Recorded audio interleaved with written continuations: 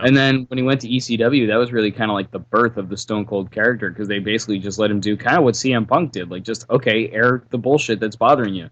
Exactly. And he did. Yeah, like I think Steve was like, well, what am I going to talk about? What am I going to talk about? And Heyman's just like, talk about whatever the fuck you want. I don't give a shit. Just make it good. Yeah. That's kind of what ECW was all about. Like when the Gangsters came in from Smoky Mountain and they did their hilarious angles with their "We want our money, Jim" and shit. Like, oh man. Yeah.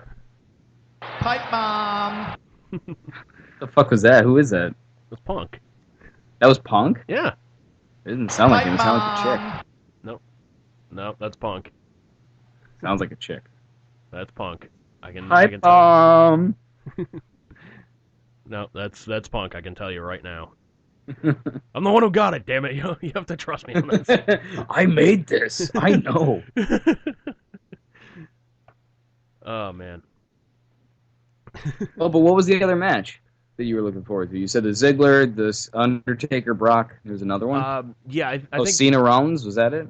No, Cena Rollins, Brock Taker. The one that I'm hoping is going to be a show stealer is going to be the Ziggler versus Rusev. The other one that I think I absolutely think this is going to be the sleeper is going to be Kevin Owens versus Cesaro.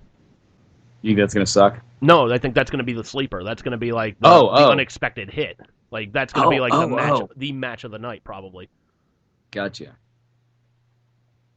I mean, Cesaro is really fucking good, and like WWE's never really like given him that big of a chance. You know, and I mean Vince McMahon even comes out like Austin pretty much asked him point blank in one of those Stone Cold podcasts that they have on the network. What's going on with Cesaro? Why isn't this guy getting the push? I mean, this guy is just an incredible fucking talent. And Vince was like, I don't think he's got the it factor.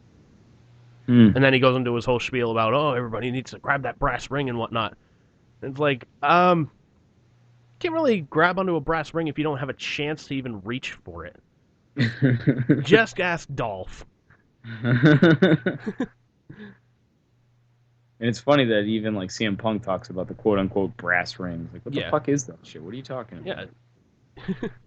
And he's like, give me my fucking shot, and if you like me, great. If you don't, whatever. Yeah, but at least give me the shot. And he's like, look, every time they even gave me a shot, I knocked it out of the park, ran, caught the ball, and shoved it down their fucking throats. I was like, you know what, man? The guy was really damn good. And you know what? It's one thing to say you're going to do something. When you can say you're going to do something, you actually do it and back it up. I mean, that's even better. Yeah. And I think Punk backed it up every fucking time. He was kind of like a modern-day Mr. Perfect. In that he was, pretty talented, really good on the mic, and seems to be pretty good outside of the ring, too. Yeah, but was never, like, given, like, that real, like... The huge... I mean, Mr. Perfect made that Intercontinental title, which is now kind of a joke these days. Yeah, he really did, but, like... Punk...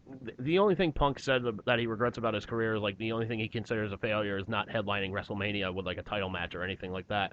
Which, surprises the hell out of me, because, one thing that Vince loves more than pretty much anything is making money. Like, if you present him an idea and he sees dollar signs in it, he's gonna go with it. And, when Punk was, like, red hot after that fucking, the pipe bomb thing and whatnot, he's like, Punk was even saying, like, look, we had guys, like, beating down the door trying to get to me, like, hey, come on our talk show. Hey, would you come on our talk show? Come on our talk show. He's like, I'm getting new eyes on the product.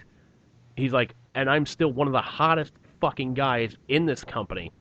And yet, there's no plan for a WrestleMania. Mm-hmm. It's weird, because he'll tell... It seems like Vince McMahon will tell you that, the person doesn't have the it factor. Well, what's the it factor? Are you talking about draw? Because if the person has draw, you would put them as the headliner, if that's what you think it is, but... Yeah. But that's not what you're doing. So what the fuck is it that you're looking for? Yeah. That's the thing. There's nothing you can really quantify that makes sense. Yeah. Because there is a lot of talent that doesn't seem to get a lot of push or whatever, but it really doesn't make any sense as to why. Yeah, believe me, there's a lot of fucking talent. Like, the thing that pissed me off though was WrestleMania, like this past WrestleMania. The backstage word was, with the U.S. title and, the Intercontinental title, they were going to put the U.S. title on John Cena, and they were going to put the Intercontinental Championship on Daniel Bryan because they wanted to elevate the profile of those titles. Mm-hmm. And I'm like, okay. So one of the backstage things about Dolph Ziggler was, they said, well, he's really snake bitten, meaning like he gets hurt a lot, and it's like the guy's had maybe like 2 concussions in his career. Other than that, the guy's been fucking flawless with you guys. Randy Orton has been hurt more, and he's been given more opportunities. Yeah, that's true. And I'm like, and not only that, like, you go back to, like, the TLC pay-per-view, when Ziggler had the Intercontinental title, I think he had it was either he had the title or he was going up against, I think it was Luke Harper for the title.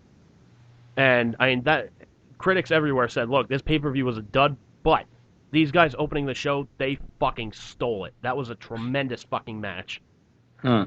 And it's like, why not put the title back on fucking Ziggler? Like, Ziggler can prove to you, like, look, I am fucking great with this thing. It'll be like a modern-day Mr. Perfect if you want to do that. Yeah. I mean, Perfect was kind of prone to injuries, too. He kind of His was. back. He had a horrible back. Yeah, he had a horrible back, but it's like, you know what, man, he also apparently popped a bunch of pills, too, so, Oh, yeah, he did. So that really didn't help any. That's the thing, though, is like you get hurt and then you end up popping a lot of pills, like painkillers or whatever, to get rid of the pain. Yeah. And the problem for most guys then is they can't get rid of it when they don't need it anymore. Yeah. Or they feel like they do still need it pretty much constantly for whatever reason. Yeah, and then it becomes an addiction, and Yeah. then it's pretty much unstoppable. Exactly. It's I don't know, man. And supposedly the WWE has like a wellness program for like superstars to get off the drugs and whatnot. Yet it's like, if you go on that wellness program, let's say you're like a modern superstar, like I don't know, I don't want to say anything like. Let's just say like you were like a superstar right now, like you were, I don't know, whoever, and they find out like, okay, Ballsack. My wrestling name is Ballsack. Yeah, Balls Mahoney. There you go. No, I can't take it again. Bruce Mahoney. Bruce Mahoney. Yeah, let's say you're a modern superstar in the WWE right now. They would put you in the wellness program, make sure you got clean off the drugs and whatnot. But meanwhile, your spot then goes to somebody else. Yeah, and people presumably forget about you. Exactly. And then you come back and it's like, isn't that the dude who left because like he was taking all kinds of smack? Yeah, it's like, and then I don't mean in the ring. Yeah, and then it looks negative on the company, like, oh, how could you still employ this drug addict, blah, blah, blah. He's just going to go back to it, like, well, we put him in the wellness program, so, it's up to him now. Yeah. And it's like, guys, come on, you gotta... That's unfortunately true, is that when it comes to... And not only that, man, they'll make a fucking storyline out of it, too. Like, just like they did probably with... would. Probably. They did it with Hawk. Yeah, that's true. They did it with Hawk going through alcoholism. Yeah, and I mean, they do it with deaths all the time. There's no... It's like they have no shame. In a sense, yeah. It's kind of weird. I mean, they don't really do that kind of crap anymore, so I don't think you'd see that today because of their whole PG era bullshit. But yeah, but I mean, they actually did the drug angle too, like with when CM Punk was going up against Jeff Hardy. Oh, that's right, with him. Or I remember Jericho pouring alcohol on him and shit. Yeah, but that was more to that wasn't like pointing at like Punk being an alcoholic. That was like your father was an alcoholic, your sister was a drug addict, blah blah blah. Your mother didn't love you, blah blah blah. So he was really really attacking more like his personal life than saying like you're a drug addict or anything like that. That's true. I do think it was funny though, like with the backstage thing, like Jericho's story about that was he's like, I go into a meeting with Vince and he's like, all right, you got everything you're gonna say to him? Like, yeah. All right. I really want you to make sure though that you call him a bastard. Like, why a bastard? It's like, that's the worst thing you can call somebody. Like, really? I don't know about you, Bruce, but I'd rather be called a bastard than a fucking pederast any fucking day. Yeah, definitely. Unless you're a bastard pederast. Yeah, that's kind of worse, I think. 8-year-olds, dude. Hey, shut the fuck up, Donnie. I would Always laugh. circles back to Lebowski, doesn't it? Yep. I would laugh so fucking hard though if like somebody like secretly recorded a meeting with Vince McMahon and just going, oh, this is what I want for Cena. This is what I want for Cena. Just somebody just quietly just like, life does not stop and start at your convenience, you miserable piece of shit. Tell me that would not be one of the greatest bits of audio ever. Oh, it would be. I don't even care who says it. It would be hilarious. Oh, that would be, man. That would be fucking great. Oh, man. But yeah, man, it really pisses me off. Like, these guys, like, not pushing really who they should be. Like, I don't know if you remember the Andre the Giant Memorial Battle Royal that happened this past year at WrestleMania. I did not see it, no. Okay, Big Show ended up winning it. Mm-hmm. And there was, like, a lot, like, the crowd was really behind Damien Sandow, who was doing the Damien Mizdow character at the time. Mm-hmm. So that was going to be, like, the big turn. Like, he was going to turn on Miz, fucking threw him out of the ring and whatnot. So it was really him versus Big Show. He almost gets Show out of the fucking ring.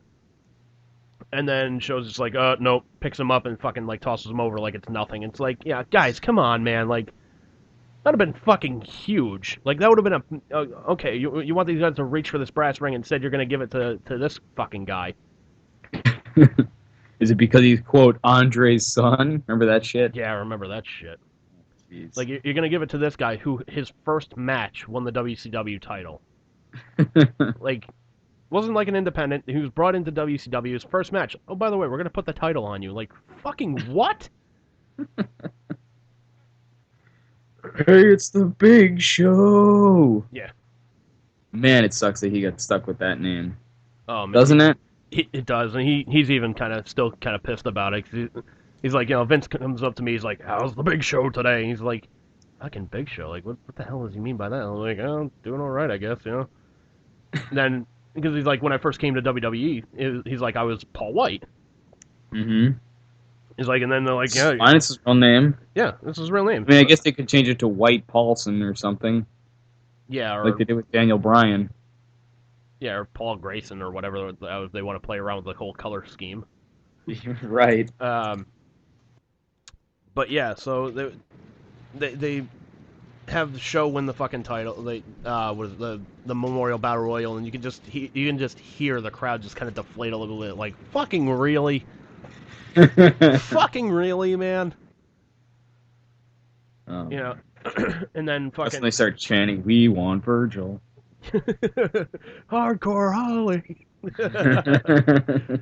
Dude, that would be great if he came back at the Royal Rumble this year. Oh my god, that'd be hilarious. Awesome. It'll never happen though, I don't think. 'Cause I'm pretty sure he hates Vince. No, I mean, he's actually on good terms with Vince. Like he left on good terms with them. He's just like, look, if you guys aren't going to be using me, and I'm gonna go home and I'm gonna just race cars and whatnot. Oh really? Yeah. So he really did race cars? Yeah, he really did. Oh my god, that's hilarious. He really did, man. He didn't read his autobiography is actually pretty good. Like I remember he was fucking Sparkplug Holly. Yeah, and like that whole race car gimmick, like he actually had that race car. That's cool. It was like Vince was running into like financial problems and whatnot. He's like, we gotta get rid of this thing. And he's like, well, look, I'll buy it from you. He's like, all right, I'll sell it to you for. I think it was like.